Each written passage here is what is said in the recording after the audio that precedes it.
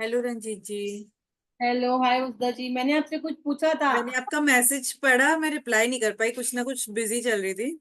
मुझे लगा शायद आप बोले कि भगवान भरोसे। मतलब मुझे एक्चुअली समझ में भी नहीं आया रिप्लाई क्या करूं। क्या करूं, मैं समझ गई थी। चलो वसुधा सोच रही होगी कि मैं भी एक इसका क्या सेकेंड। जवाब दूं उसे। हेलो। हाँ। तो गुड ठीक है। Afternoon ma'am. ये गुड आफ्टरनून मीता जी।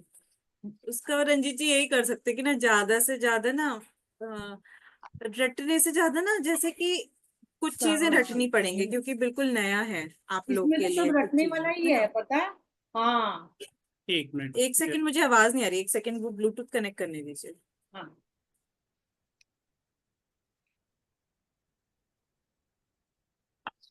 ये है ना, नीचे वाले है ना। नीचे ना। हाँ, आप बोलिए। मैंने बोला इसमें तो सब रटने वाला ही है, ज्यादातर। हम्म। समझने वाला भी है, लेकिन समझने के साथ रटना भी ऐसे है। तो मतलब इसमें मैं कुछ कर नहीं सकती क्योंकि बहुत कुछ ऐसा है कि याद करना पड़ेगा। हम्म, सिम्टम्स वगैरह कुछ ऐसी चीजें हैं जो आप ना कुछ हाँ।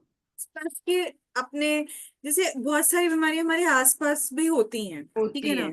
ठीक है, देखिए कि उसमें से किसको क्या सिम्टम है।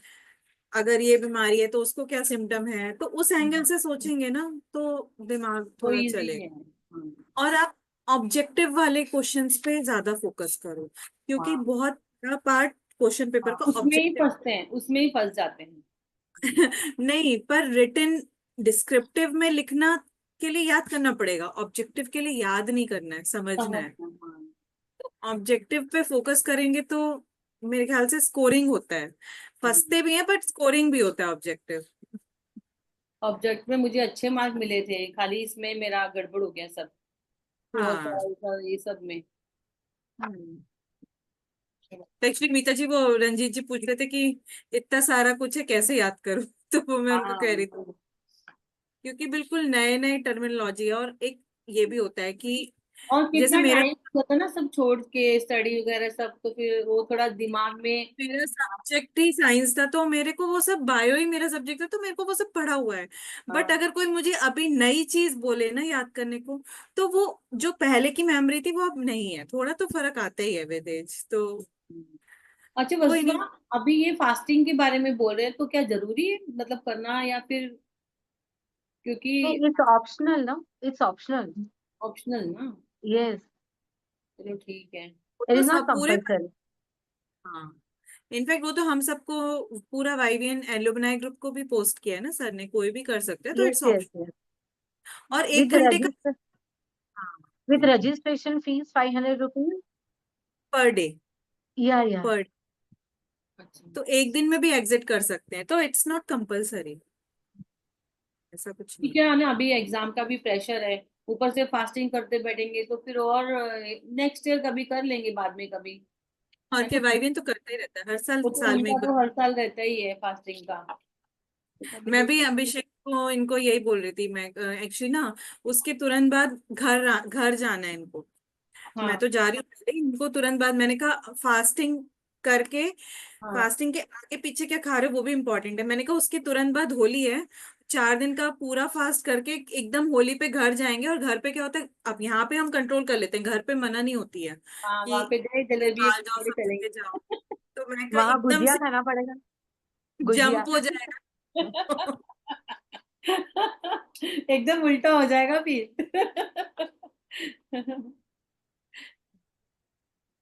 तो इसलिए मैंने कहा अभी होल्ड करो।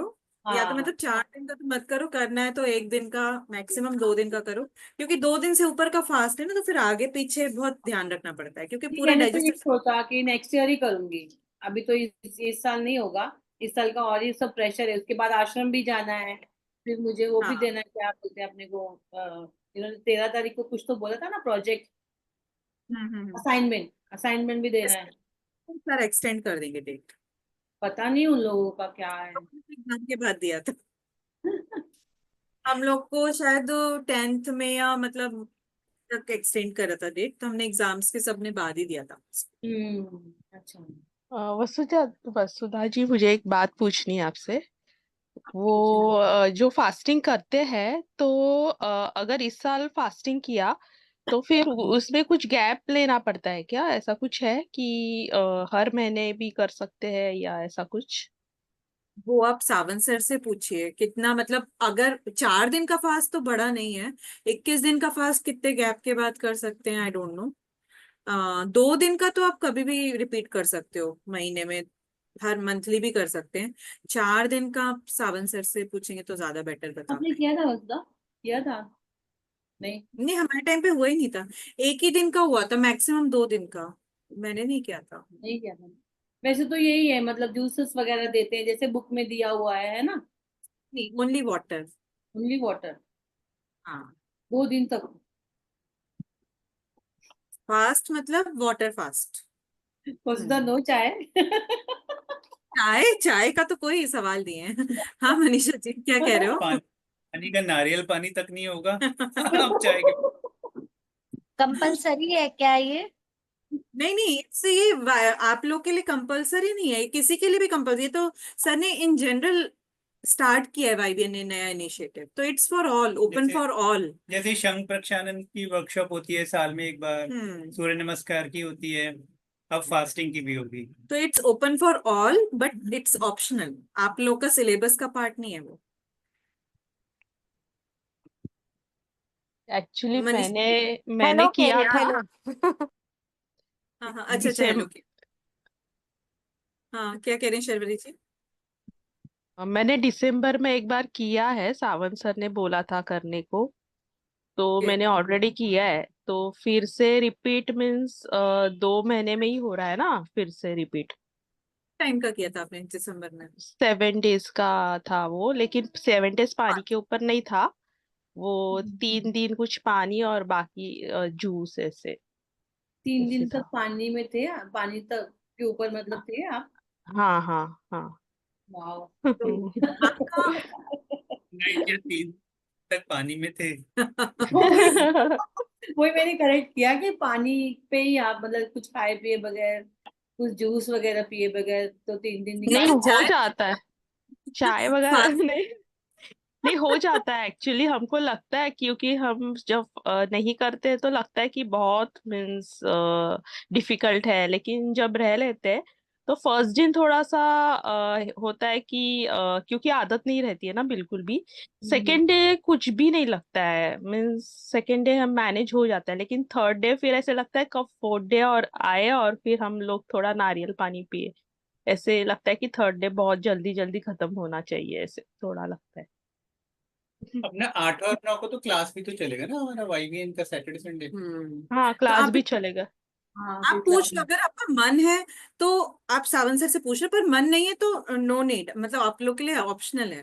तो अगर आपका शर्वरी जी मन कर रहा है कि अंदर से आवाज आ नहीं, रही है, नहीं, मन नहीं कर रहा है क्योंकि बेटे के एग्जाम भी है। करिए। तो उसके फिर अंदर से बिल्कुल। आवाज नहीं आ रही बस सुधा। नहीं नहीं, मैं शर्वरी जी के लिए बोल रही दबा हूँ। तो दबा दो। हाँ वही, हाँ।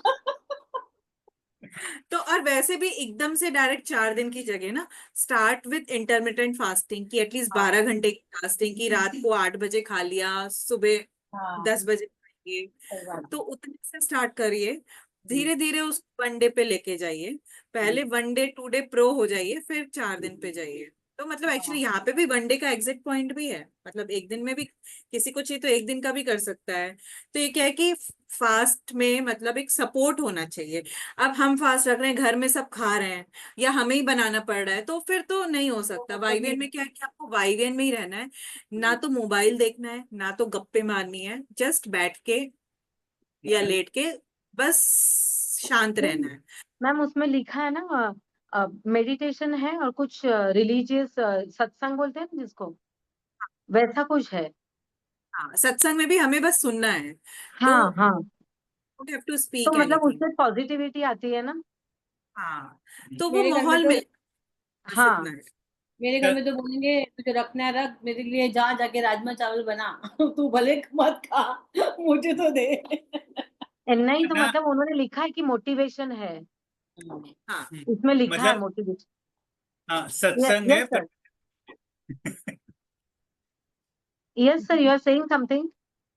मैं कह रहा था सत्संग है, प्रवचन नहीं है, मतलब हमें प्रवचन नहीं देना है, हमें केवल सत्संग सत्संग जस्ट करना लिसनिंग, Yes. एनर्जी चलो वेस्ट नहीं करनी है। चलो तो स्टार्ट करते हैं। हाँ बोलिए हाँ बोलिए मैम, मीता। Page number. मैं खुद ही भूल गई कौन से पेज पे से स्टार्ट करना वही तो था। ये था ना, डायबिटीज के बारे में बोलना था ना। डायबिटीज टाइप्स, हाँ 16 16 पेज नंबर। Page number.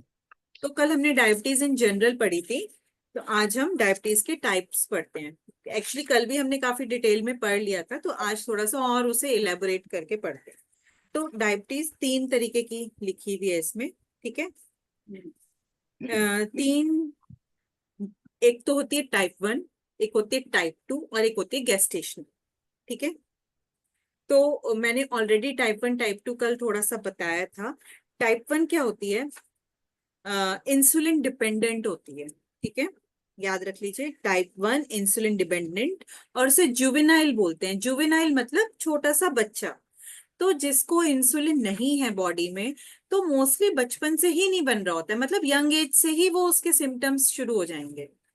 तो ऐसा बहुत रेयरली होता है कि मतलब किसी को पैनक्रियाज में हमेशा से प्रॉब्लम है, कुछ जेनेटिक प्रॉब्लम है, इंसुलिन नहीं बन रहा है, तो that is called type 1 diabetes. उसे जुवेनाइल भी बोलते हैं क्योंकि बहुत यंग एज में वो डिटेक्ट हो जाती है, उसके सिम्टम्स बहुत जल्दी पता लग जाते हैं। And it is called insulin dependent, क्योंकि वो इंसुलिन नहीं है इसलिए डायबिटीज, तो इंसुलिन के ऊपर डिपेंडेंट है वो डायबिटीज, ठीक है।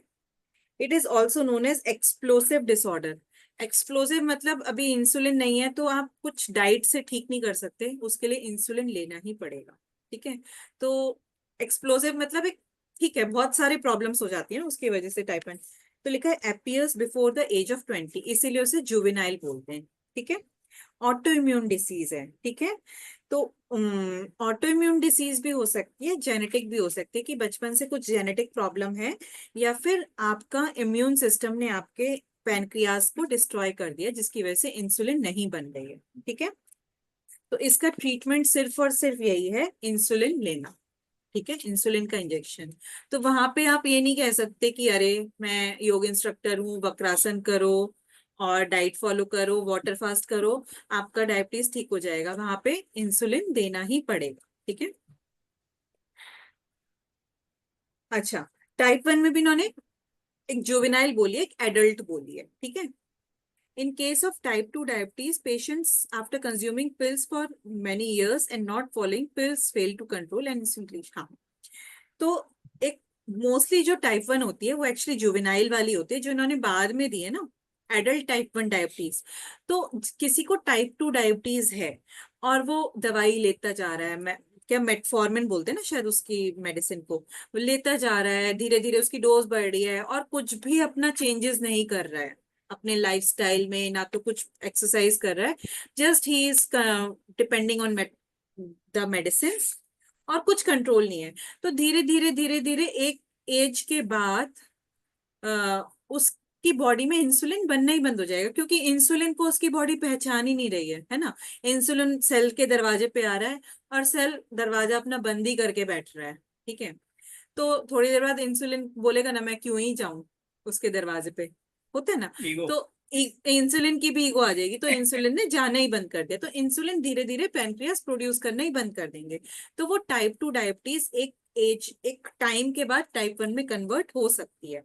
तो इसलिए जो होते हैं ना कि पहले किसी को डायबिटीज थी, दवाइयों से ठीक हो रही थी, पर बाद में अभी इंसुलिन इंजेक्शन लेने पड़ रहे हैं, इतनी ज्यादा बिगड़ गई है, तो उनकी टाइप 1 टाइप 2 जो थी वो टाइप 1 में कन्वर्ट हो गई है, मतलब उनके पास अब इंसुलिन बनना ही बंद हो गया, ठीक है।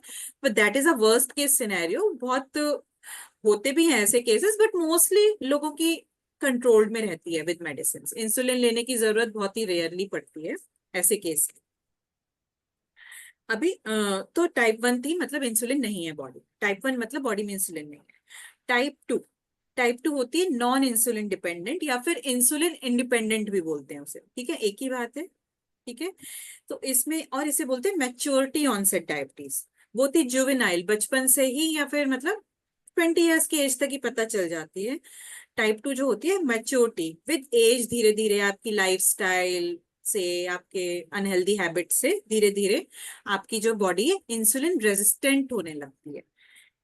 रेजिस्टेंट मतलब इंसुलिन है बॉडी में, बट इंसुलिन का कोई फर्क, वो सेल ने दरवाजा बंद किया हुआ है, इंसुलिन के मुंह पे दरवाजा बंद है, ठीक है। तो डेट इज इंसुलिन रेजिस्टेंस। तो मोस्टली लोगों में ये टाइप 2 डायबिटीज होती है, टाइप 1 डायबिटीज के केसेस कम होते हैं, ठीक है। ये जनरली धीरे धीरे एज 40 की एज के बाद डेवलप होती है। इसमें सिम्टम्स क्या होते हैं? ओवरवेट, ठीक है ना। इतनी एक्सप्लोसिव नहीं होती है टाइप 2 डायबिटीज, होती है अगर बहुत अनकंट्रोल्ड होगी किसी की तो, बट टाइप 1 तो बहुत ही ज्यादा मतलब बैड सिनेरियो हो गया ना। तो इसमें क्या है कि बॉडी फैट जिसका ज्यादा है, तो that is a most common cause type 2 diabetes का, ठीक है। तो यहाँ पे beta cells of pancreas function, ठीक है, but body cells lose sensitivity to insulin, तो insulin resistance state. Penicillin pancreas जो है वो इंसुलिन बना रहे हैं, बट बॉडी उसके प्रति रेजिस्टेंट हो गई है। तो ट्रीटमेंट इसका क्या है कि डाइट को कंट्रोल करो, एक्सरसाइज करो, वेट रिड्यूस करो, और नहीं हो पा रहा है उसके बाद भी तो मेडिसिन लेनी पड़ेगी। तो डायबिटीज की वजह से coronary artery disease, nerve damage, heart damage, eyes का रेटिनल डैमेज, वो सब होता है, ठीक है। वो तो कॉम्प्लिकेशंस अगर डायबिटीज अनकंट्रोल्ड होती है तो ये केसेस होते ही हैं। नेक्स्ट पॉइंट लिखा है, few patients have marginal elevated blood glucose levels without exhibiting any symptoms.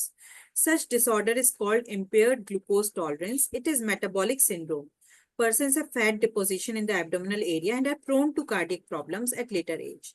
तो किसी किसी को डायबिटीज प्रॉपर नहीं होती है, ऐसा नहीं कि बहुत हाई शुगर है ब्लड में, थोड़ा सा शुगर बियॉन्ड नॉर्मल रेंज से थोड़ी से ज्यादा लेवल्स हैं, तो उसको डायबिटीज की कैटेगरी में नहीं मानते, उसको बोलते हैं इम्पेयर्ड ग्लूकोज टॉलरेंस, मतलब थोड़ा सा ग्लूकोज के प्रति उसकी टॉलरेंस वो हो गई है, ठीक है। तो उनकी बॉडी इंसुलिन रेजिस्टेंट नहीं होती है, ठीक है, इंसुलिन बॉडी में बन रहा है और इंसुलिन सेल में ग्लूकोज पहुंचा भी रहा है, बट थोड़ा सा भी ज्यादा ग्लूकोज उनको, फिर थोड़ा सा भी ज्यादा खाएंगे ग्लूकोज या कार्ब तो उनको ब्लड में एक्स्ट्रा हो जाएगा, तो वो मतलब उनको थोड़ा सा ज्यादा ध्यान देना पड़ता है। इस ये वाला पॉइंट ज्यादा नहीं भी याद करेंगे तो चलेगा, क्योंकि ये थोड़ा सा बॉर्डर लाइन केस बोलते हैं क्या? नहीं, बॉर्डर लाइन भी नहीं बोलते हैं इसे, बॉर्डर लाइन इस और डिफरेंट होता है, वो प्री डायबिटिक बोलते हैं उसको, वो अलग होता है। तो इन लोगों में सिम्टम्स भी नहीं होते कुछ डायबिटीज के, बस थोड़ा सा ब्लड ग्लूकोज थोड़ा सा हाई है, मतलब हल्की फुल्की बढ़ी हुई है बस। हाँ। तो ये एक्चुअली एक वो आजकल बहुत कॉमन है, एक्चुअली मेटाबॉलिक सिंड्रोम यहाँ पे वर्ड दिया हुआ है।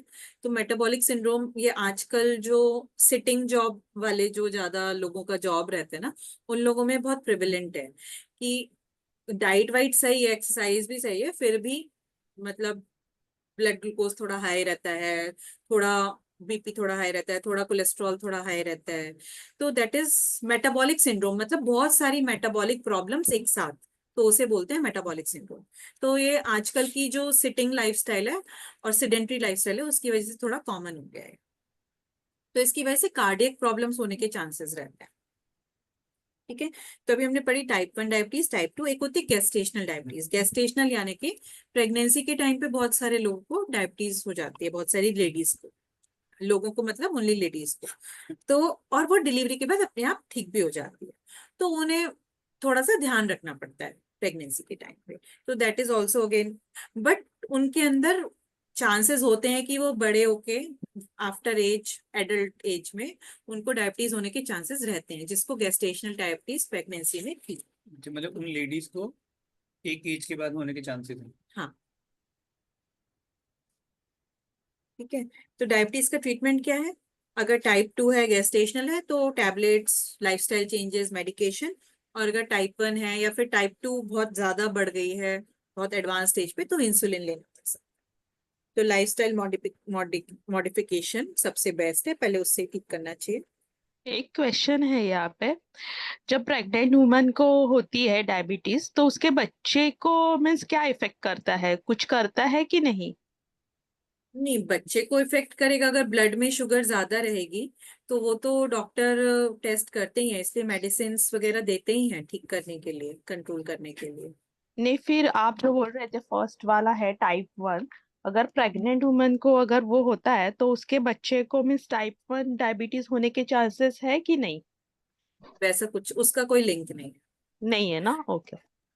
बच्चे को मम्मी के ब्लड से ही सारा न्यूट्रिएंट हो रहा है, तो मम्मी के ब्लड में शुगर ज्यादा होगी तो बच्चे को उसके कुछ बैड इफेक्ट्स हो सकते हैं, बट या फिर प्रेगनेंसी कॉम्प्लिकेशंस हो सकती हैं कि अर्ली मिसकैरेज वगैरह, बट बच्चे को ऐसा डायबिटीज हो जाएगी वैसा कुछ नहीं। ओके, ऐसा थैंक medicine यू, है। Thank you. ठीक है। तो लाइफस्टाइल मॉडिफिकेशंस तो अपने नॉर्मल डाइट और एक्सरसाइज चेंजेस हैं, तो वो बेसिक चीजें जो हम निसर्ग आहार में पढ़ते हैं वही लिखी हुई हैं। अभी ये था पैनक्रियास के, देन आते हैं डिसऑर्डर्स ऑफ एड्रिनल ग्लैंड्स। ठीक है। तो एड्रिनल ग्लैंड जब हाइपर फंक्शन करता है, ठीक है, उसके कौन कौन से हॉर्मोन्स थे? कॉर्टिकोस्टेरॉइड, कॉर्टिसोल था ना, मिनरल मिनरल स्टेरॉइड। तो अगर वो हाइपर एक्टिव होता है एड्रिनल ग्लैंड, तो कुशिंग सिंड्रोम बोलते हैं उसको। उसमें क्योंकि एड्रिनल ग्लैंड हमारा जो है फाइट एंड फ्लाइट वाला है, ठीक है, तो वो स्ट्रेस में उसके हॉर्मोन्स का वो बढ़ता है सिक्रीशन। तो अगर ज्यादा है उसका प्रोडक्शन तो बीपी हाई रहेगा, मतलब एंजाइटी जैसे सिम्टम्स रहेंगे, और मोटापा, ओबिसिटी आएगी। तो अगेन इसमें आप कुशिंग सिंड्रोम सिर्फ वर्ड याद कर लो, और दो तीन ये सिम्टम्स की BP high, anxiety and obesity. ठीक है। और हाइपो होता है अगर कम होता है तो बोलते हैं एडिसन डिसीज। ठीक है। तो उसके जस्ट उल्टे सिम्टम इसमें लो बीपी, वीकनेस। ठीक है, लो बीपी एंड वीकनेस, बस ये दो सिम्टम्स याद कर लीजिए। ठीक है, बाकी सब कुछ याद करने की जरूरत नहीं है। तो हाई यानी कि Cushing syndrome, high BP, anxiety और मोटापा, हाई वेट। हाइपो यानी कि एडिसन डिसीज, उसमें लो बीपी, लो लो बॉडी वेट, अनएक्सप्लेन्ड वीकनेस। ठीक है।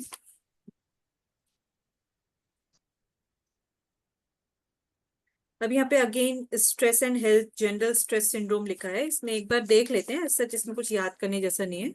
When the body senses danger, nerve impulses to the hypothalamus trigger physiological responses that preserve homeostasis, increase activity in the sympathetic, increase secretion. Just इसमें यही लिखा है कि adrenal gland जो हमारा fight and flight response को वो करता है। तो जैसे ही हमें कुछ स्ट्रेस होता है तो हाइपोथैलेमस को सिग्नल जाता है, हाइपोथैलेमस अपना हार्मोन सिक्रीट करता है, पिट्यूटरी अपना सिक्रीट करता है, और वो एड्रिनल ग्लैंड के हार्मोन के सिक्रीशन को बढ़ाते हैं। बस इतना ही लिखा हुआ है। तो इस ये जनरल स्ट्रेस सिंड्रोम में भी यही लिखा है कि अगर किसी को कंटिन्यूअस स्ट्रेस रहता है ना, तो कहते भी ना cortisol is a stress hormone, तो किसी को कंटिन्यूअस स्ट्रेस रहता है तो कॉर्टिसोल उसका बढ़ा हुआ रहेगा। ठीक है। कॉर्टिसोल बढ़ा हुआ रहता है तो हाई बीपी, एंजाइटी, ये सब होगा।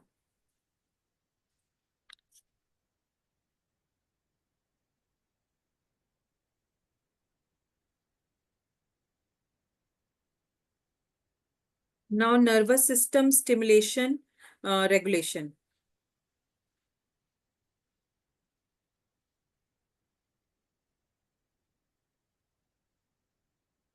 अगेन कॉर्टिसोल भी बढ़ा हुआ रहता है, और जब हमें कुछ स्ट्रेसफुल सिचुएशन आती है तो एक तो वो कॉर्टेक्स के, एड्रिनल कॉर्टेक्स के हार्मोन था कॉर्टिसोल, देन एड्रिनल मेड्यूला के दो हार्मोन्स थे, एपिनेफ्रिन और नॉर एपिनेफ्रिन। ठीक है ना। तो इनका भी प्रोडक्शन बढ़ जाता है जब कुछ स्ट्रेस सिचुएशन आती है, तो एपिनेफ्रिन और नॉर एपिनेफ्रिन का सिक्रीशन भी बढ़ता है, और ये दोनों हार्मोन्स स्ट्रेस को कंट्रोल करने में हेल्प करते हैं। ठीक है। बट अगर कंटिन्यूअस स्ट्रेस रहता है तो दोनों हार्मोन्स का सिक्रीशन एड्रिनल हमेशा ऑलवेज बढ़ा रहेगा, मतलब कॉर्टिसोल, एपिनेफ्रिन, नॉर एपिनेफ्रिन, इन सब का सिक्रीशन हाई रहेगा अगर आप स्ट्रेस में हैं। दैट्स इतना ही लिखा है बस। देन ये 19th पेज पे पूरा स्ट्रेस रिस्पॉन्स है, इसको छोड़ दीजिए, नहीं देखते हैं उसको। वही चीज लिखी है उसमें, अगेन बार बार बहुत सारा उसमें कंफ्यूजन हो जाएगा, मतलब बहुत सारे हर एक बॉडी पार्ट पे क्या क्या क्या क्या सिम्टम्स होते हैं। ठीक है। तो ये हमारा हो गया। इसका किसी ने बोला था ना कि थर्ड वाला चैप्टर का भी फर्स्ट टू देख लेते हैं। अर्चना ने बोला था, अर्चना ने, अर्चना नहीं है, ये लगता है योगी एब्सेंट। एब्सेंट। एक्चुअली इसमें कुछ भी नहीं है। हाँ, कुछ याद करने जैसा नहीं है थर्ड चैप्टर में। एक बार देख लेते हैं यौगिक एस्पेक्ट्स ऑफ एंडोक्राइन सिस्टम। हम्म, तो ऊपर के पैराग्राफ रहने दीजिए। एंडोक्राइन सिस्टम हेल्प्स, क्या क्या काम करता है बॉडी में? होम्योस्टेसिस यानी कि बैलेंस मेंटेन रखता है। हमारी सारे, अभी यहाँ पे एंडोक्राइन सिस्टम यानी कि सारे ग्लैंड्स, तो सारे ग्लैंड्स का कॉमन मिला के सारे फंक्शंस यहाँ पे दिए हुए हैं। ठीक है, तो होम्योस्टेसिस बैलेंस वो तो मेन काम होता ही है। मेटाबॉलिज्म ग्रोथ, वो हमारा ग्रोथ हार्मोन रेगुलेट करता है Sir, मेटाबॉलिज्म which को। page? Which page? 27 पेज, लिखे ही नहीं है, चैप्टर 3 फर्स्ट पेज। चैप्टर 3 का फर्स्ट पेज। हाँ, ये बुक में पेज नंबर्स नहीं है। हाँ Yogic aspect of endocrine system. हाँ, तो इसमें ऐसा कुछ याद करने जैसा नहीं है। तो यहाँ पे फंक्शंस दिए हुए एंडोक्राइन सिस्टम के, तो सारे एंडोक्राइन ग्लैंड्स के फंक्शंस को यहाँ पे इन्होंने वो कर दिया, समराइज किया हुआ है। तो mental growth, physical growth, sexual growth करते हैं हॉर्मोन्स। ठीक है, बैलेंस बना के रखते हैं बॉडी में। हार्ट रेट रेगुलेट करते हैं, हमारी स्लीप रेगुलेट करते हैं, हमारा मिनरल, बॉडी में मिनरल बैलेंस रेगुलेट करते हैं। तो ये सब कुछ सारे हॉर्मोन्स का जो वो था समरी, वो इसमें दिया हुआ है। अब यहाँ पे एक दो चीजें दी हुई हैं। मोस्ट ऑफ अस, नीचे जो लास्ट 2 पैराग्राफ्स है ना, most of us have moods, they are emotions and differ from passions because of their longer duration and smaller intensity. When mood becomes so habitual that it becomes characteristics, it is called temperament. Now, although few of us may be free from passions, every one of us has his own temperament and moods. These emotions are found to affect our body more or less profoundly according to the degree of their। तो again ये यही बोलना बताना चाह रहे हैं इस पूरे पैराग्राफ में, रटने जैसा कुछ भी नहीं है, कि हमारा जो मूड है, हमारा जो मेंटल सिचुएशन है, मेंटल स्टेट, वो हमारे हॉर्मोन्स को रेगुलेट करती है। तो एक होता है कि पैशन, पैशन एक अलग चीज होती है। पैशन एक हाई इंटेंसिटी इमोशन होता है कि हाँ, इस चीज को लेके पैशनेट हूँ। तो पैशन स्ट्रेस हो ऐसा जरूरी नहीं है, बट हमारा जो मूड्स है वो चेंज होते रहते हैं। ठीक है, मूड्स में क्या लिखा है? स्मॉलर इंटेंसिटी के होते हैं। ठीक है, और थोड़ा लॉन्ग ड्यूरेशन के होते हैं। और टेम्परामेंट क्या होता है कि किसी का मूड, कोई पर्सन ज्यादातर गुस्से में रहता है तो कहते हैं कि उसका टेम्परामेंट गुस्से वाला है।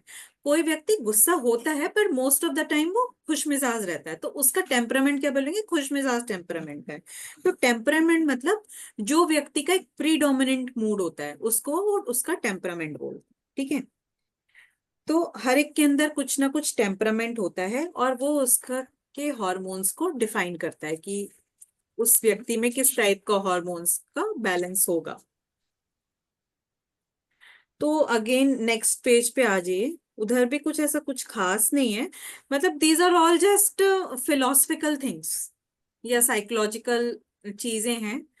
तो जो साइकोलॉजी या फिलोसफिकल पॉइंट ऑफ व्यू से पढ़ने के लिए अच्छी हैं, बट ऐसे एग्जाम में मुझे नहीं लगता इसमें से कुछ आएगा। तो बार बार यही लिखा हुआ है कि ये सब हमें अफेक्ट करते हैं, हमारे हॉर्मोन्स को, हमारे इमोशंस, हमारे मूड्स, हमारे जो भी स्ट्रेस लेवल्स हैं।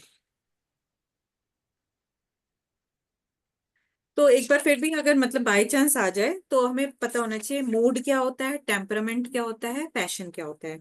तो मूड और पैशन में अंतर, मतलब मूड, अगेन पहले पेज पे चले जाइए।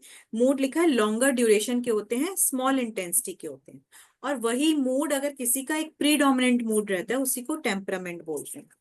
देन नेक्स्ट पेज पे जहां पैशन के एग्जांपल्स लिखे हैं ना, उसके ऊपर एक लाइन लिखी है, emotion of high intensity that last only for short time are called passion. ठीक है, तो पैशन जो होता है शॉर्ट ड्यूरेशन का होता है और इंटेंसिटी हाई होती है। और मूड क्या होता है? लॉन्गर ड्यूरेशन का होता है पर उसकी इंटेंसिटी लो होती है। ठीक है, तो पैशन इन्होंने पैशन ऑफ रेज, किसी पे एकदम से गुस्सा आया, ठीक है, एकदम से किसी को थप्पड़ मारने का मन किया, पैशन ऑफ हॉरर। तो योगा कैसे हेल्प कर सकता है? मतलब योगा हमारे इमोशंस, पैशन, मूड, टेम्परामेंट जो भी चारों चीजें हैं ये, इन सबको योगिक प्रैक्टिसेस से कंट्रोल किया जा सकता है। ठीक है। तो और योग से हमारे मूड को, टेम्परामेंट को हम कंट्रोल कर सकते हैं, इसीलिए हम योग से हॉर्मोन्स को भी बैलेंस कर सकते हैं। तो अल्टीमेटली वो ये बोलना चाह रहे इमोशन की कौन सी लाइन मार्क कर सकते हैं हम? हैं। ठीक है। इमोशन जैसे मूड का तो हो गया fourth paragraph, when mood become so habitual, sorry temperament का। और पैशन का हो गया जो आपने बताया नेक्स्ट पेज के fourth paragraph last line, passion of rage के ऊपर। और इसका क्या होगा? पैशन मूड का किधर कौन सी लाइन मार्क करें डेफिनेशन के लिए? मूड और पैशन दोनों are a part of emotion. Okay. ठीक है ना, अच्छा दोनों मूड, ही। ठीक है। ओके। लिखा ना, emotion of high intensity short duration are passion, emotion of longer duration low intensity are mood. तो दोनों ही एक तरीके का इमोशन है। तो इमोशन को डिफाइन करने का वो नहीं है जरूरत। ठीक है। तो अगेन यहाँ पे दिखा है कि योग कैसे हमें हेल्प कर सकता है, नेक्स्ट पेज पे, कि क्या क्या तरीके से योग हेल्प कर सकता है। तो योग से मतलब योग हमें लाइफस्टाइल मॉडिफिकेशन करने में हेल्प कर सकता है। ठीक है। योग फिलॉसफी हमें फिजिकल, मेंटल और इमोशनल बैलेंस सिखाती है, योग की फिलॉसफी। ठीक है। यम नियम हमारे को लाइफस्टाइल थोड़ा सा इंप्रूव करने में हेल्प करते हैं और स्ट्रेस रिड्यूस करते हैं। योगिक क्रिया से वेस्ट प्रोडक्ट्स का एलिमिनेशन होता है। तो यहाँ पे पूरा मतलब एक इन जनरल बोला हुआ है कि हाउ योग can help in hormonal balance. ठीक है। तो अलग अलग इन्होंने यहाँ पे तरीके बताए हैं। आसन से अलग अलग ग्लैंड्स पे, अलग अलग आसन अलग अलग ग्लैंड पे पॉजिटिव इफेक्ट दे सकता है। ठीक है।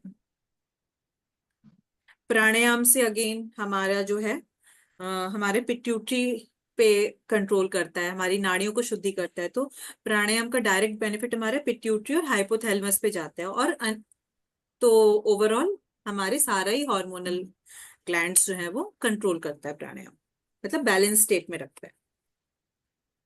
मेडिटेशन से हमारे इमोशंस को हम थोड़ा सा काम कर सकते हैं, या फिर जो दबे हुए इमोशंस है उसको निकाल सकते हैं।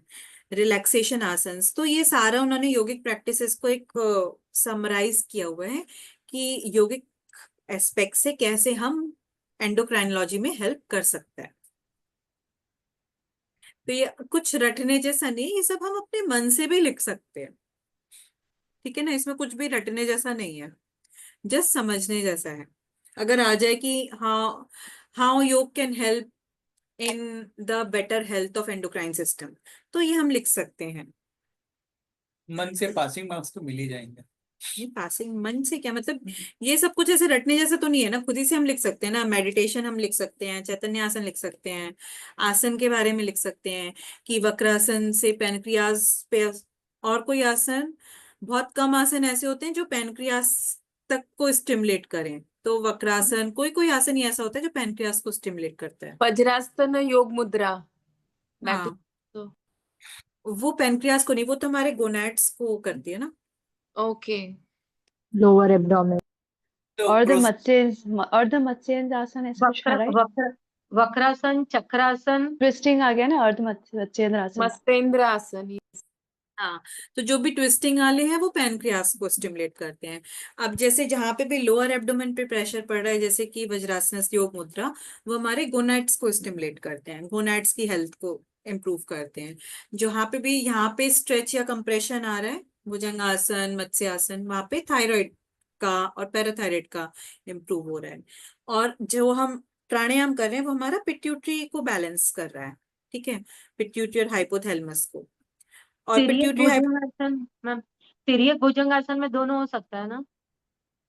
त्रियक भुजंगासन में क्या हो सकता है? नेक, मतलब थायराइड, पैराथायराइड और पेनक्रियास पे भी होगा ना, हाँ, पर ट्विस्टिंग इतनी जो होती हम है, शंख प्रक्षालन में करते हैं ना, तिर्यक भुजंगासन। बट इतनी भी ट्विस्टिंग नहीं होती, मतलब बोल सकते हैं हम। एक्चुअली आसन के नाम नहीं लिख के ओनली ट्विस्टिंग आसन भी लिख सकते हैं, ओके। ऐसा भी कर सकते हैं। और चैतन्य आसन, मेडिटेटिव प्रैक्टिसेस, वो हमारा स्ट्रेस रिलीव करते हैं। साक्षी भावना। ठीक है, साक्षी भावना है, मेडिटेटिव, साक्षी भावना मेडिटेटिव प्रैक्टिस ही हो गई। तो ये हमारे को स्ट्रेस रिलीव करते हैं। तो इन जनरल ओवरऑल मिला के, और यम नियम जो योग की फिलॉसफी है वो भी हमारा स्ट्रेस रिड्यूस करती है। ठीक है ना, यम नियम जो है, जैसे कि हमारा बहुत सारा स्ट्रेस क्यों होता है लेडीज का, तो मेरे को ऐसा लगता है कि परिग्रह, वार्डरोब में इतने कपड़े हैं, क्या पहनूं। ठीक है, तो यम नियम हमें सिखाता है कि अपरिग्रह, तो अपरिग्रह की फिलॉसफी फॉलो करेंगे, कम होगा, तो कम जमाना पड़ेगा और कम टेंशन होगी। एकदम अच्छी बात बोले वसुधा जी आपने। तो बड़ा ये भी बहुत टेंशन रहता है ये चीज का। मेरा तो उल्टा है, स्ट्रेस आता है शॉपिंग करके, स्ट्रेस निकल जाता है। शॉपिंग करके और शॉपिंग करवा के भी निकलता है क्या? नहीं, शॉपिंग करके कोई मुझे करवाए, अच्छा। सरप्राइज मिले तो मैं खुश। पर वो शॉर्ट टर्म रिलीव होगा ना, कितनी देर का, वो just 100% it's a short term thing. उसके बाद में फिर होता है, अरे अभी कहा, अभी क्या खरीदे, ऐसे भी होता है। क्योंकि शॉपिंग करके आए, फिर घर आए, फिर घर में तो वही चिक चिक, फिर से गुस्सा हाँ, चढ़ जाता है। ऐसे भी होता है। फिर बाहर निकलो शॉपिंग करने। 100% it's a short term. Timing, पड़ता है। टाइमिंग सिर्फ रिलीफ है।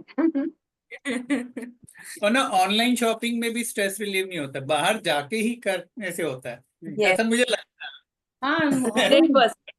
सही बात। मैं शॉपिंग करने के बाद में उसको जल्दी से ट्राई करना और कहीं जाना, वो सबसे बेस्ट पार्ट है। तो ह्यूमन नेचर ऐसे ही होती है, हमें वही है कि खुशी भी, कभी खुशी कभी गम, अभी क्या बोले। मुझे और हर लगता है चीज सारी में लेडीज की प्रॉब्लम है, इतने सारे कपड़े होते हैं फिर भी सोचते हैं अरे मेरे पास कपड़े ही नहीं है, मैं क्या पहनूं। OLX पे बेच दो। नहीं, वो एक वो एड में बोलते हैं ना, ये दिल मांगे मोर। हाँ, तो आप कितना भी करो, दिल मोर ही मांगता और ही रहेगा। मांगता है। मुझे तो तो ऐसा होता है, सच्ची मुझे होता है, कहीं एक, जाना एक पड़ जाता है किसी के घर में ना, तो मुझे तो इतनी टेंशन आती है, मैं इनको बोलती हूँ मेरे पास तो कोई कपड़े ही नहीं है, तो ये बोले तू बाहर बैठ, मैं तेरे लिए लेके आता हूँ। एक वो जोक था ना, एक लेडी दिवाली पे कबर्ड खोलती है तो बोलती है अरे सारे कपड़े पुराने हैं, कोई नया नहीं है। और जब होली पे कपड़े कबर्ड खोलती है, अरे कुछ पुराने कपड़ा नहीं है, सारे नए हैं। हाँ। Yes, you are right sir. तो यही है, क्योंकि योग फिलॉसफी तो बस कहने की बात है, हम कितने ही अपने जीवन में उतार पाते हैं। तो बट उतारेंगे तो एंडोक्राइन सिस्टम पे इफेक्ट पड़ेगा, उतारना बहुत मुश्किल है।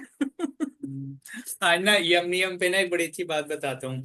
मैं ना अभी गाड़ी से ना ऑफिस जा रहा था, तो मैं ना रास्ता क्रॉस कर रहा था, उधर से बाइक वाला आ रहा था, तो मैं रुक गया, वो भी रुका, अब मैं चला, वो भी आगे चला, तो फिर वो मुझे आंखें दिखाने लगा, मैंने भी उसको आंखें दिखाई। फिर ना उसके जाने के बाद ना एग्जैक्टली मेरे दिमाग में यही बात आई कि सावन सर हमेशा कहते हैं कि मतलब संतोष। योगी योगी बनो, मतलब not doing yoga, it is all about, 24 hour yogi, it is all twenty about, four hour yogi है।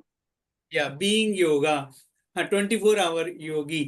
तो मन में यही आया कि what I should remind to myself, कभी भी अगर ड्राइविंग करना है हमेशा अपने आप को ये बोलो, मी लेटर, मी लेटर, मतलब जो पहले जा रहा है उसको जाने दो। हमेशा ड्राइविंग में झगड़े तभी होते हैं कि मैं पहले निकल जाऊं, मैं पहले निकल जाऊं। तो हमेशा, तो मैंने ये आज ही मन में सोचा, हमेशा I will follow this me later, कि उस बंदे को जाने दो, बिना वजह का झगड़ा मत करो। देखो गुस्सा आ ही जाता है, सुबह ही सुबह कपालभाति भी करते हैं, प्राणायाम भी करते हैं, राइट, लेकिन कहने के अभी लिए जो कि वसुधा मतलब मैम ने जो अभी बताया ना, रेज, अभी जो ये पेज पे हमने देखा ना, रेज, वो रोड रेज हो गया वो। हाँ, रोड रेज तो से ही होता है और सब। एक और बात याद रखो, जब ड्राइविंग करने जाओ, मतलब निकलो ना, तो ये कहो कि सब गलत चला रहे हैं, सब गलत चल रहा है, तुमने ठीक निकलना है, बस कोई भी गलती कर। दूसरे को हमेशा ये मतलब बेनिफिट ऑफ डाउट हमेशा दो कि वो गलत है और तुमने अपने आप को ठीक रखना है। तो फिर यही था मन में, मतलब यही सोचा कि कहने के लिए तो सुबह ही सुबह योगा टीचर हैं, जब ड्राइव करने आ रहे हैं तो आगे दिखा रहे हैं एक दूसरे को, मतलब एक नहीं, लेकिन योगा ने आपको हेल्प किया ना, यू लेट हिम गो ना, तो हाँ वो योगा ने ही हेल्प किया आपको। कोई और होता तो फाइटिंग हो जाती वहां पे। करेक्ट। तो थोड़ा यम नियम वाला पॉइंट था, मैंने सोचा मैं भी दो बातें शेयर करूँ। Over to you. तो बस मेरे ख्याल से हो ही गया है अभी यहाँ पे। चलो एक और नीचे यहाँ पे दिखा हुआ है, most common disorders of endocrine glands are hypo. तो मोस्ट कॉमन जो सबसे ज्यादा सुनने में आते हैं यहाँ पर हाइपोथायराइड, हाइपरथायराइड, डायबिटीज और एक पॉलीसिस्टिक ओवरी सिंड्रोम। ठीक है, तो उसमें क्या होता है, ओवर प्रोडक्शन ऑफ एंड्रोजेंस, मतलब ओवर प्रोडक्शन ऑफ ओवरी के hormones. They interfere with the development of eggs, androgen sorry, overproduction of androgens interfere with the development of eggs and their release from the female ovaries. Androgens यानी कि mail hormones, क्योंकि mail hormones भी release होते हैं ladies में test adrenal के through. ठीक है, तो एड्रिनल जो है वो थोड़ा सा एंड्रोजन्स रिलीज करता है। तो जिसको पीसीएस होता है तो फिर थोड़े से मेल सिम्टम्स आते हैं कि यहाँ पे चिन पे हेयर थोड़ा सा, तो उसमें फिर आपका फीमेल हॉर्मोन्स पे थोड़ा ओवर पावर कर लेते हैं मेल हॉर्मोन्स, तो इसलिए एग का प्रोडक्शन प्रॉपर नहीं होता है। हाँ, इसलिए कोई कोई लेडीज को बहुत यहाँ पे होते हैं, डार्क डार्क होते हैं। इनफेक्ट कई बार ऐसे भी होता है, कई बार ओवरी में ही कुछ सिस्ट है तो जिसकी वजह से प्रॉब्लम है, उसकी वजह से फीमेल हार्मोन सही से नहीं बन रहे हैं। तो पीसीओएस का ऐसे एक्चुअली ना इतनी बड़ी वो है ना, ग्रुप है, ग्रुप ऑफ डिसीजेस, कि ऐसा नहीं है कि एक कॉमन सिम्टम किसी पे अप्लाई करता हो। मतलब बहुत सारे, किसी को हो सकता है पीसीओएस हो बट यहाँ पे बिल्कुल बाल नहीं हो, और किसी को यहाँ पे बाल होते हैं बट नहीं है हो सकती पीसीओएस। तो ऐसा कुछ एक आप वो नहीं कर सकते, किसी उसमें बांध नहीं, जनरलाइज जनरलाइज नहीं कर जनरलाइज सकते। नहीं कर सकते। बट इन वो बोलने में आ जाता है कि हाँ पीसीओएस है तो फीमेल हार्मोन तो मतलब लो है ही। ठीक है, तो वो तो लो है, कुछ ना कुछ गड़बड़ है, या तो मेल हार्मोन उस पे ओवर पावर कर रहा है या फिर फीमेल हार्मोन का प्रोडक्शन ही कम है, तो वो है। तो ये तीन मेन कॉजेज वो मतलब डिसीजेज हैं। और मेनली क्या होता है, लाइफस्टाइल, स्ट्रेस, हेरिडिटरी की वजह से भी होते हैं, इमोशन से। अब यहाँ पे इन्होंने स्ट्रेस और इमोशंस को दो अलग अलग डाला हुआ है। तो अगेन ये सिर्फ ना मतलब ऐसा कुछ एग्जाम में आने जैसा नहीं है, क्योंकि अगर मैं लिखूंगी तो स्ट्रेस और इमोशंस दोनों एक ही उसमें डाल दूंगी बकेट में। तो अपना लाइफस्टाइल, डाइट, हेरिडिटरी और स्ट्रेस इमोशंस एक साथ भी कर सकते हैं। फिर अगेन यहाँ पे इन्होंने अलग अलग प्रैक्टिसेस के नाम दिए हुए हैं। पहले पेज पे उन्होंने जनरल पूरा समराइज किया था, देन यहाँ पे अभी जो हमने आसन के नाम डिस्कस किए ना, तो उन्होंने आसन के नाम दिए हुए हैं। तो ऐसा कोई क्वेश्चन आता नहीं आपको जनरल, जो भी इससे पहले वाले पेज पे वो जनरल वाला जो किया था ना समराइज, वैसा ही क्वेश्चन आता है अगर आएगा तो। एक क्वेश्चन है कि हमारे हार्मोन के वजह से हमारा मूड बनता है कि मूड के वजह से हार्मोन सीक्रेट्स होते हैं? दो वाइस दोनों तरीके से होता है वो मीन्स कभी कभी हम लोगों को मीन्स हमारी समझ हमें कहती है कि हमें गुस्सा नहीं करना चाहिए, फिर भी वो आ जाता है। मीन्स उसका वजह वो हार्मोन्स रहते हैं कि मीन्स वो मुझे थोड़ा कंफ्यूजन। देखो दोनों तरह से होता है। ठीक है, दोनों एक ही सिक्के के दो पहलू हैं। अभी लेडीज में तो ये बहुत ज्यादा होता है कि आपको किसी एक टाइम पे, मेरे को होता है कि पीएमएस, मतलब डेट से 2-3 दिन पहले गुस्सा बिल्कुल चरम पे रहता है। तो वो हार्मोन की वजह से आपका मूड है। ठीक है, बट कई बार मूड की वजह से भी हार्मोन फ्लक्चुएट होता है। तो दोनों तरीके से दोनों एक दूसरे को इफेक्ट करते हैं। उसी को तो बॉडी में कहते हैं ना होम्योस्टेसिस। बॉडी अपने आप को, हार्मोन्स का तो पूरा काम ही होम्योस्टेसिस पे है। वो मूड को इफेक्ट करते हैं, मूड हार्मोन को इफेक्ट करता है, तो आपको एक बीच का रास्ता लेना होता है। आप बलि के बकरे हो, मतलब ओके। हार्मोन्स इसके बीच में। तो हाँ, मीन्स कभी कभी हम लोगों को समझ में आता है कि हमें यहाँ पे शांति रहना है, शांति रहना है, हम खुद को काम डाउन करते रहते हैं, लेकिन फिर सडनली मीन्स वो कभी कभी ब्लास्ट हो ही जाता है मीन्स। किस तो देखा होगा, नोटिस किया होगा कि सब कुछ उल्टा पुलट हुआ फिर भी आप शांत थे, और किसी किसी दिन ऐसा होता है कि कुछ भी उलट पुलट नहीं हुआ फिर भी आपको गुस्सा आ रहा है। तो वो करेक्ट करेक्ट करेक्ट। तो ये मेरे को लगता है हार्मोन से कनेक्ट होता है। कुछ भी नहीं हाँ हुआ तो गुस्सा आ रहा है, तो शायद अंदर कुछ केमिकल बोलते हैं ना, कुछ हो रहा है। और केमिकल और लोचा, और केमिकल। केमिकल लोचा। लेकिन और ऐसे हम एग्जाम में नहीं लिख सकते ना कि केमिकल लोचा। तो सावन साहब तो तो मुन्ना भाई सावन के एग्जाम में लिख सकते हैं। आगे भी एग्जाम में लिख सकते हैं, ऐसा कुछ नहीं है। और ना, और बिना कुछ करे होता तो हस्बैंड और बच्चों को लगता है कि हमने क्या किया जो डांट पड़ रही है। तो अभिषेक संभाल के।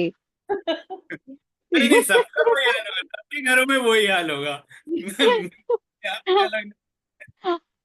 हाँ सबके घर में है, बट अभी हमारे हस्बैंड नहीं सुन रहे, आपके बाजू में आपकी वाइफ है। नहीं नहीं, वो अंडरस्टैंडिंग है, वो हमारा क्लियर कम्युनिकेशन रखता है। देखो मेरा ये टाइम चल रहा है, मैं बिना वजह गुस्सा करूंगी, सब सुन के लेना, कुछ रिएक्ट। तो हम अच्छा, वेरी गुड। यहाँ पे वसुधा थोड़ी स्ट्रिक्ट है ना वसुधा? हाँ अब बच्चों पे हस्बैंड पे नहीं निकालेंगे तो कहाँ निकालेंगे, बाहर जाके थोड़ी ना। सही बात तो घर का मामला घर में ही सॉर्ट आउट करके रखो ना। है। और एक क्वेश्चन है कि जैसे लेडीज में हार्मोनल चेंजेस होते हैं, तो फिर उनका मूड थोड़ा सा मीन्स अलग हो जाता है। वैसे जेंट्स में भी कुछ होता है क्या? बॉयज में भी होता है? Over to boy. ये इसके लास्ट होते हैं। बहुत मेरा अच्छा क्वेश्चन, गुड। मेरा ना एक दोस्त है, ऑस्ट्रेलिया में रहता है। वो ना सदगुरु को बहुत मानता है। तो उसने पता है एक बार मुझे फोन पे बताई थी। पता है, जेंट्स को भी डेट्स आती हैं कि मतलब वो क्या कॉन्सेप्ट है एग्जैक्टली वो मुझे नहीं पता, हो सकता है मतलब किस विषय में बताया होगा। तो मेरा भी मूड स्विंग होता है। तो मैं वर्षा को यही बोल देता हूँ, वर्षा मेरी डेट्स आई हुई है, बच के रहना। मुझे गुस्सा आ रहा है। तो कुछ तो जेंट्स में भी इंटरनल लोचे होते हैं।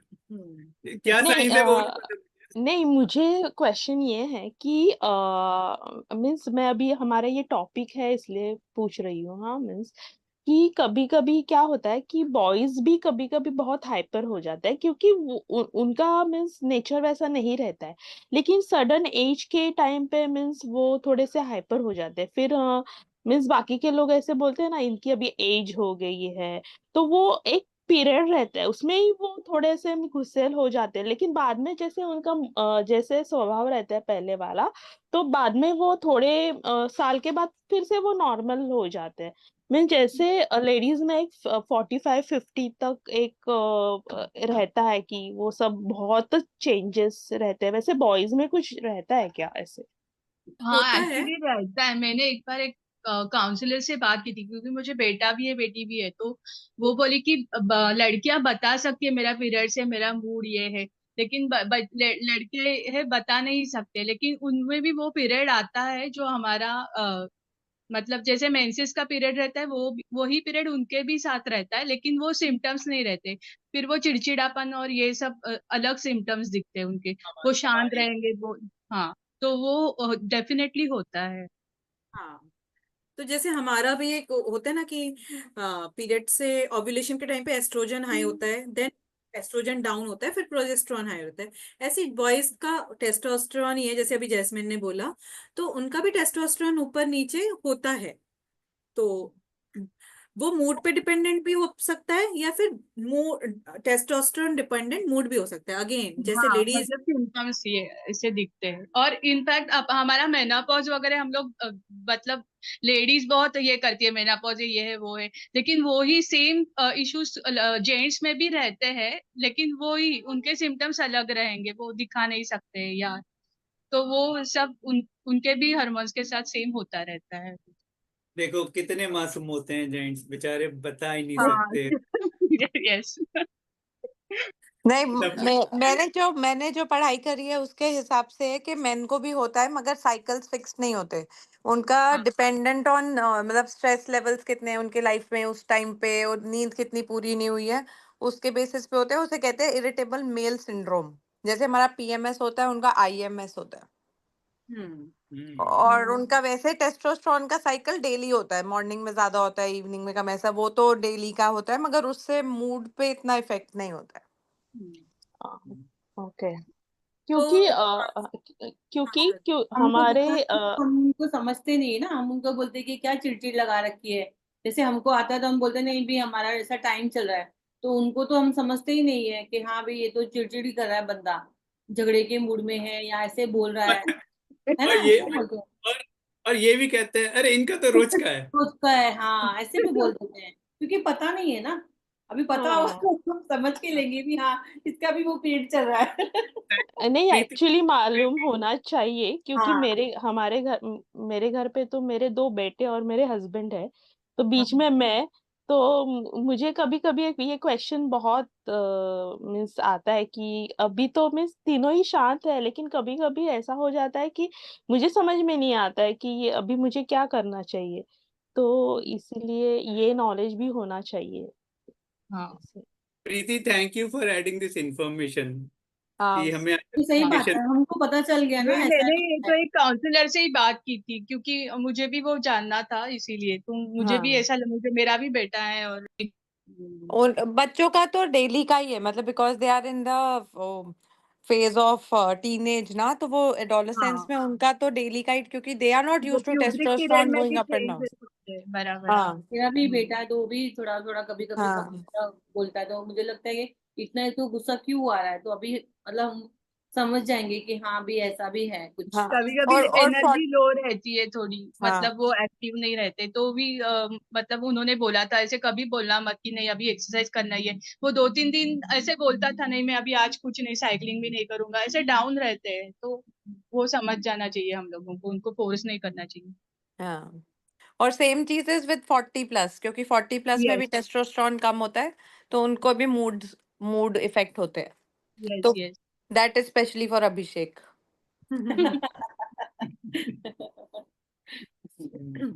मैं आज ही ना मतलब ऑफिस से वापस आते टाइम मैं एक ऑडियो सुन रहा था यूट्यूब पे। तो उसमें यही था कि मतलब जैसे जो फादर्स होते हैं ना, कि बच्चे जैसे मतलब लड़कियां फादर के पास जाएं और जाके बोलें कि और पापा मेरी आज स्कूल में ये फ्रेंड से मेरी कट्टी हो गई, समथिंग लाइक दैट। तो मतलब लेकिन फादर लोगों के इमोशंस ना बड़े शांत वाले होते हैं, तो वो तुरंत यही बोल देते हैं "फिर ठीक है ना, कोई नई दोस्त बना लेना या नया दोस्त बना लेना"। तो मतलब उसमें पॉइंट यही था कि एक एज के बाद ना आदमी लोगों के जो ये इमोशनल वाली चीजें ना बड़ा स्टेबल से हो जाते हैं कि उनको ना ज्यादा फर्क नहीं पड़ता। ऑन द अदर हैंड जैसे बच्चे लोग जो होते हैं वो लोग छोटी छोटी बातों पे बिदक जाते हैं कि अरे यार उसने मुझसे कट्टी ले ली, और परेशान हो रहा है, रो रहा है घर में आके कि मम्मी मेरी फ्रेंड उसने ऐसा कह दिया वैसा कह दिया। तो मतलब टॉपिक यही था कि एज के साथ मेंसा लाइक वेरी मच मतलब इमोशन के मामले में बड़े स्ट्रेट लाइन में आ जाते हैं। चलिए व्हाट इज नेक्स्ट। तो ये तो होगा। अभी क्या करें, कुछ और और। एंडोक्राइन सिस्टम के ऊपर क्वेश्चन किस तरह से आएंगे, क्योंकि इसमें बहुत अलग अलग नाम है जो मीन्स बहुत ही अ, पहली बार ऐसे सुने हैं, तो फिर ऐसे एक सरवरी ये एक क्वेश्चन है ना, नितिन सर को भी पूछना एक बार आज इवनिंग में। तो हम लोग सपोर्ट करेंगे। आज शाम को नितिन सर की क्लास है। आज है हाँ, ना 9 बजे। 9 o'clock एंडोक्राइन। सर भी एंडोक्राइन ही पढ़ा रहे हैं। आज हाँ, लेकिन वो मैंने क्वेश्चन देखा था उसमें एंडोक्राइन ऐसे वगैरह नाम नहीं है, जो दूसरा है ना वैसे जैसे पीएच पीसीओ ऐसे ऐसे सब नाम है, बहुत ये करना पड़ेगा। क्योंकि तो इसमें बहुत छोटी छोटी चीजें हैं और बहुत सारी है ऐसे। क्वेश्चंस के लिए ना आप क्वेश्चन पेपर देखो 2-3 साल के, क्योंकि मैं पर्सनली ना मेरे तो ये ऑलरेडी मतलब मेरा सब्जेक्ट ही था, तो मुझे इतना टफ नहीं लगता, तो मैं क्वेश्चन पेपर देखती ही नहीं हूँ एक्चुअली। तो पर आप लोग के लिए मतलब क्वेश्चन पेपर देखना सही रहेगा कि किस टाइप का क्वेश्चन आते हैं, क्योंकि इसमें ऑब्वियसली बहुत ऐसे टर्म्स हैं बिल्कुल न्यू न्यू, और ऐसा लगता है कि सब कुछ याद करने जैसा है एंडोक्राइन सिस्टम में, कि इतने सारे हॉर्मोन्स हैं, कौन सा कहाँ से निकला, किसकी कमी से कौन सी डिसीज हो रही है, किसके ज्यादा से कौन सी डिसीज हो रही है। तो इट्स ऑल मतलब न्यू टर्मिनोलॉजी। तो उसके लिए एक आध बार आप पेपर थोड़ा सा देख लीजिए, और थोड़ा याद भी करना पड़ेगा इसके लिए, क्योंकि कुछ चीजें तो मतलब रटने वाली ही हैं, कि भाई कुशिंग सिंड्रोम, एडिसन सिंड्रोम तो याद ही करना पड़ेगा कि हाइपर से कौन सा है, हाइपो से कौन सा है। अभी पढ़ा अभी भूल गए होंगे नहीं नहीं, हाइपर से कुशिंग है, हाँ, और और हाइपो से एडिस एडिस एडिसन। रटना पड़ेगा थोड़ा हाँ, नहीं, तो कल ये का भी जो लेक्चर था ना वो भी पूरा लर्निंग ही है, वो भी मतलब थोड़ा टफ लग रहा है कल जो आपने लिया ना वसुधा जी वो। क्योंकि कौन और से अभी कौन सा निकल रहा है, मेड्यूला से कौन सा निकल रहा है, वो याद ही करने जैसा है। एक तो हाँ, ये एंडोक्राइन ग्लैंड का सब उल्टा फुल्टा लेक्चर नहीं हुआ, उसके सिस्टम के आसन ले रहे, मुझे तो कुछ समझ में ही नहीं आ रहा था उस दिन की।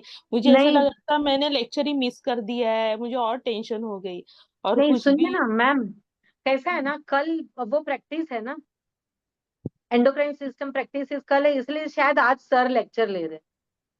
Okay okay. आज सर हाँ ने लेक्चर रखा है ना, तो और इसलिए डॉक्टर मुझे हाँ लगता है। ले रहे होंगे सर, डॉक्टर का हुआ भी नहीं डॉक्टर, ना अभी। हाँ नहीं हुआ है, उसके आसन उस दिन ले लिए और फिर मुझे ऐसे लग रहा था कि मैंने वो मिस कर दिया है डॉक्टर का लेक्चर। नहीं, अभी तो हुआ ही नहीं है ना। हम्म। एक्चुअली ना डॉक्टर का लेक्चर तो, क्योंकि डॉक्टर तो बहुत हाई लेवल का पढ़ा के जाते हैं मोस्टली। डॉक्टर मनोज चड्डा जो एंडोक्राइन का लेने वाले हैं, वो तो फिर भी थोड़ा बेस लेवल पे रहते हैं। बाकी सारे डॉक्टर्स के लेक्चर्स तो वो उसमें से मतलब एग्जाम में कुछ भी नहीं आता। कि बाकी डॉक्टर्स को तो ऐसा लगता है हम लोग ऑपरेशन थिएटर में उनके साथ खड़े हुए, बॉडी खोल के बैठे हुए हैं और एक एक चीज बता रहे हैं, सही जहाँ पे बात। कुछ नहीं होता है। तो वो थोड़ा सा ओवर ही हो जाता है। तो नितिन सर जो पढ़ाएंगे वो ज्यादा बेटर है, क्योंकि तो हम लोग आज बिल्कुल है। हम लोग बिल्कुल ग्राउंड लेवल पे बताएंगे। लिमिटेड पता है, हम लिमिटेड बताएंगे। डॉक्टर को क्या अनलिमिटेड पता होता है, तो उन्हें सब कुछ पता होता है, तो वो फिर उस लेवल पे ही पढ़ाते हैं। वो बोलते बोलते भूल जाते हैं कि हम एकदम मतलब तो बच्चों थोड़ा, को सिखा रहे हैं, जैसे बच्चे ही है ना, अभी हम स्टार्टिंग में हाँ तो है।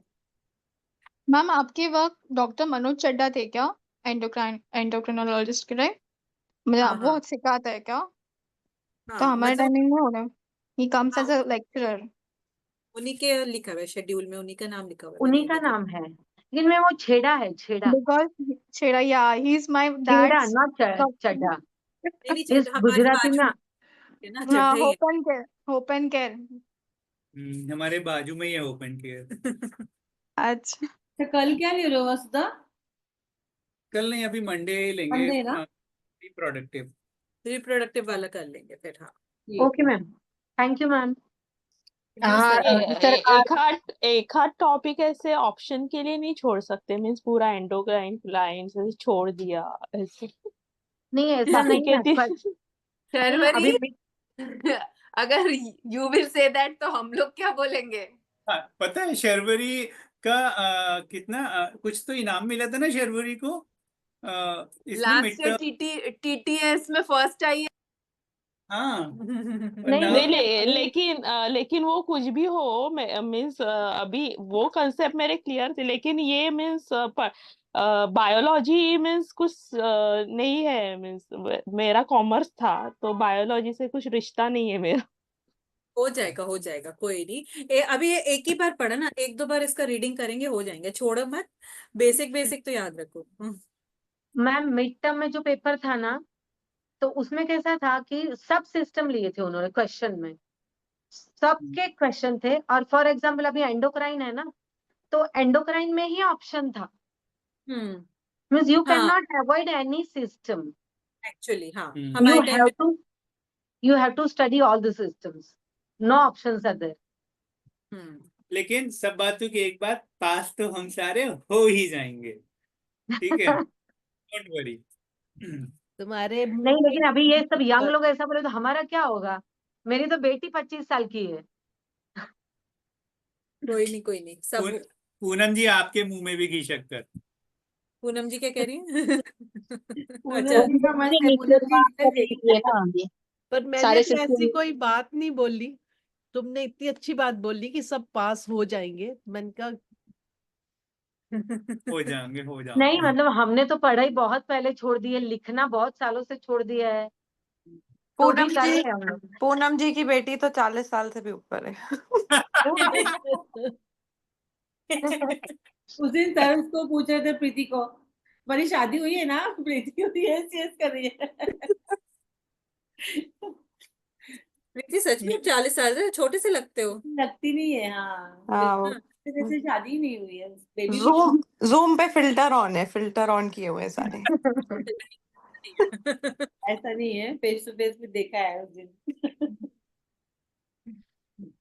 चलो लेट्स चलो okay connect on Monday. Monday को अच्छा मिलते ओके, 4 o'clock का thank you time, ma'am, 4 o'clock thank चलेगा यू। सब? 4 thank you o'clock yes yes चलेगा, प्लीज 4 चलेगा, o'clock। भागेगा। चलेगा। मुझे मेरा भी मिस हो रहा है, 3 बजे हो। एज पर वसुधा मैम्स कन्वीनियंस। हाँ जैसा Yeah. वसुधा को ठीक लगे। ठीक है ऑल राइट। हाँ चलो मंडे का। Thank bye. You Bye. Bye thank bye. You so Thank much. Thank you. Bye bye. Bye.